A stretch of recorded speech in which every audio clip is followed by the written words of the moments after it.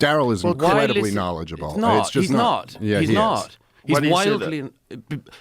Several reasons. One is when he was offered to debate the current greatest living biographer of Churchill, he said, I can't, because he knows much more than me. A few moments later. That's a bit weird, because also then it's like the debate me bro thing. But you just criticized Daryl for not debating. No, it's fine. It's fine. Secondly, there's an oddity to believing what Vladimir Putin says. No, wait, hold on, but you didn't let me finish my point. Okay. So don't believe what he says. A few moments later. He invaded because the thing he's dreamt of since he falling down of the Soviet Union is. Do you know how he dreams?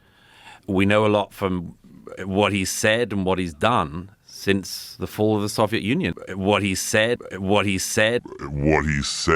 that podcast certainly was interesting, and by interesting, I mean an utterly taxing endeavor to get through. Dave Smith is a personality I listen to quite often. Douglas Murray is a commentator that I've been aware of, I think, my entire life, and I was super interested to hear what they were going to talk about. I assumed mostly Israel, and while that did come up and was probably the best part of the podcast, Douglas seemed to have a pretty big issue with non-experts discussing these sacred topics to him. And even in this same podcast, he went on to give both Dave and Joe credit for basically being 100% right about COVID, while the expert class was way wrong. Douglas constantly was cherry-picking, misrepresenting, making terrible arguments. You can stand on anywhere you want on these issues, but if you came out thinking that Douglas Murray mopped Dave Smith, I have to disagree. And I'm not going to come down too hard on any side of the debates, but I did want to highlight how disingenuous and poorly Douglas argued his points. But hey, I'm no expert. Who are not experts. I'm not an expert, but I'm talking all the time about this But you're not thing. even talking about... I'm an expert on this, and I have views. Two, I'm a comedian. I'm not an expert on this. Of the expert class, who isn't an expert, but is an expert. People who have appointed themselves experts, who thinks he's an expert on Churchill. It's a bit weird to be simultaneously saying, I'm not an expert on a conflict, and talking about it everywhere. I think this is my chief issue with what Douglas was arguing. Who decides who's an expert? Is it the institutions? Does having a PhD make you an expert? What if I read every single book that PhD did? Do I now get a qualification of expert, or does an institution have to grant me the level of expert? What if you're a history professor who doesn't have a PhD but has been reading 10,000 books on history your entire life? Are you then an expert? Is it because you work for an institution? What if you're just a guy in your spare time who just loves history and consumes it constantly? When and where does this expertise get qualified, and by what threshold are you even defining that? It gets really interesting to me around certain topics where suddenly the right wing is no longer about free speech. Suddenly certain views shouldn't be heard and certain people shouldn't be allowed to talk about certain topics. You know, that sounds a lot to me like the woke left that I thought you hated. Got him! This debate was raging on Twitter all day, and I saw some pretty wild takes. But one of the ones that stuck out to me, which is what I think Doug is trying to get at, is that these, quote, fringe views, whatever that even means, I think you're just using that as an ad hominem to completely discredit any of it. It's that Joe's podcast gets a lot of views, and these counter narratives are getting more views than the other points of view. I'm like, okay, so you want to socialize podcast views to make sure there's an equal representation? Communist. I mean, that is literally the argument that the left has been launching at Joe Rogan ever since he's become a mainstream figure, is that he doesn't have enough left-wing people on and too many right conservative bros, blah, blah. Hey, listen, if you have such a problem with what these guys like Ian Carroll and Daryl Cooper are saying, do a reaction video. Reaction content is some of the most hotly consumed content on YouTube. You could go viral if you want. And if these non-experts are saying things that are so egregious and easily debunked, well, then just go debunk them. It shouldn't be that hard, right? Or is it really that you just don't want anyone talking about this particular point of view on any platform whatsoever? It doesn't align with your narrative or your global goals, so you don't want anyone to hear it. Isn't that really what we're talking about here? And the hypocrisy doesn't just stop with appeal to authority fallacies. Oh no, Douglas just flat out lies by pretending he's listened to anything Daryl Cooper has ever said except for that one flagrant viral clip. Daryl Cooper does not think he's an expert. In fact, I think it's everybody else is always calling him an expert, and he's like, I'm just a history Have nerd. you ever absorbed any of his material? Have you ever consumed any of his podcasts or anything like that? I tried. Yeah?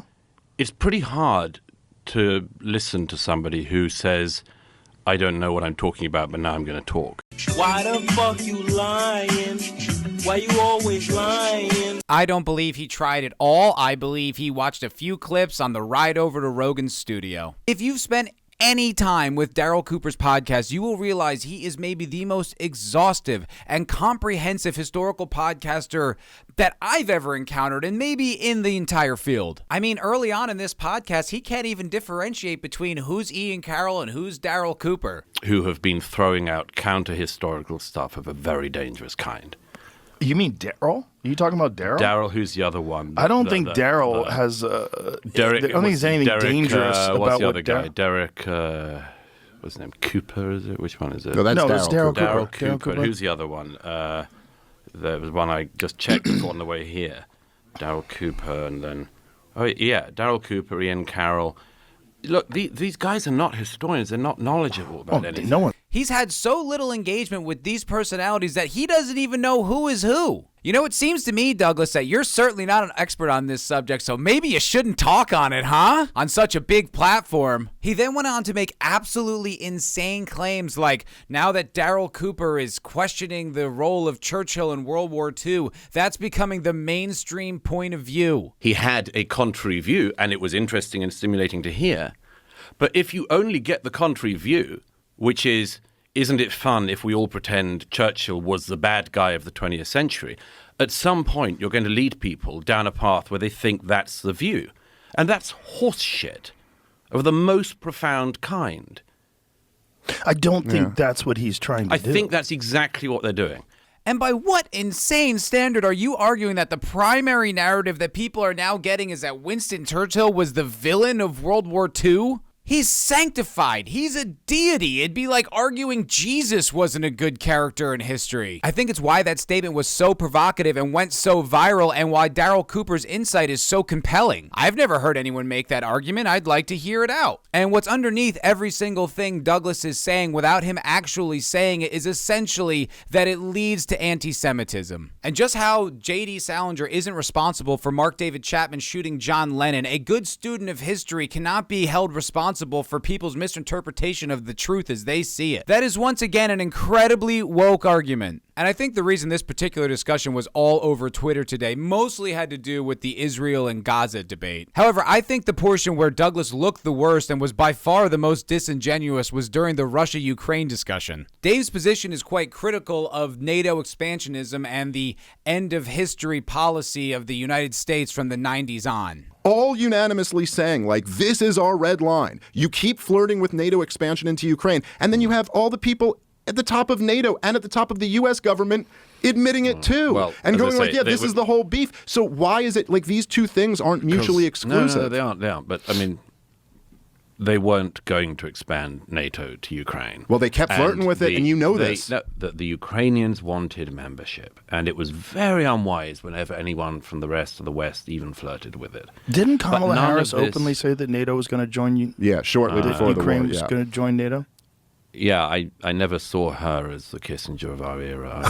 Which I agreed. Hey, no arguments here, buddy, but she is the vice president of that administration, maybe the second most powerful person in the world. If she says something, you should take it seriously. Doug counters this by retelling a story he heard a general tell about the fog of war. He goes on to say how when you look back at history, it all looks like a straight line, but during it, you're moving around and you don't know which way you're doing and you're just trying to survive. Now, Dave responds by saying yes, except that there were so many people in several different United States administrations who pointed out explicitly that Ukraine was a no-go zone. Dave Smith then quotes the head of the CIA saying this very thing, and Douglas Murray completely dismisses it, accusing him of using an appeal to authority fallacy. He did this juvenile-style debate pretty much throughout the entire podcast, but it really, really stood out during this segment. And one last thing on Douglas's argument about having been there giving him more insight than other people. I wonder how he feels about Tucker Carlson's position on Russia. Tucker's been to Russia. Doesn't his point of view now carry more weight? Should we all defer to him? Do you now defer to him because of his visit to Russia? That's how it works, right, Doug? He's the expert. He's actually been there. Okay, guys, thank you very much for watching this video. I hope you had a fantastic time with me recounting what a twat Doug Murray is. Thank you very much for sticking all the way to the end, and watch my podcast, the MFer Podcast, every Monday morning at 8 p.m. I'll see you there live in the chat. Ta-ta!